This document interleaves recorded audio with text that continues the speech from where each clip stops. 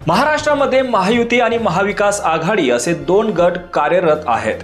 गेल्या 2.5 वर्षात महायुती सरकारने राज्यहिताची अनेक कामं केली, तर दुसरीकडे महाविकास आघाडीने मात्र केवळ टीका करण्याचं काम केलं।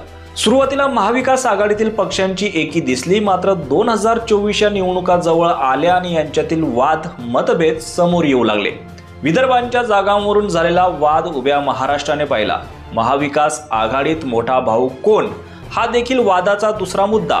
मुख्यमंत्री पदाबाबतचा वाद आणि अशा कित्येक कुरुबुरी महाराष्ट्राने पाहिल्या।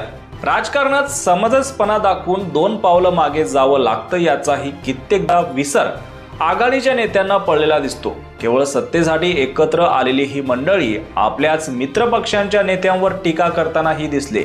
ज्यांना आपसापसातील वाद सोडवता येत नाही, ती मंडळी महाराष्ट्राचे प्रश्न कसे सोडवणार हा एक मोठा प्रश्न आहे। यावरूनच आता भाजपची एक जाहिरात व्हायरल होत आहे, बघूयात। अरे तुम्ही महिलांना माल बकरी आणि नाची वगैरे कशाला बोलता? निवडणूक हरायची आहे का? तुम्ही तर लाडकी बहीण योजना बंद करू म्हणता, तुम्हाला तर महिला जोड्यानं मारतील। काय बोललं रे? काय म्हणलं? यांचा असा सुरू राहील वाद, आपण देऊया महायुतीला साथ।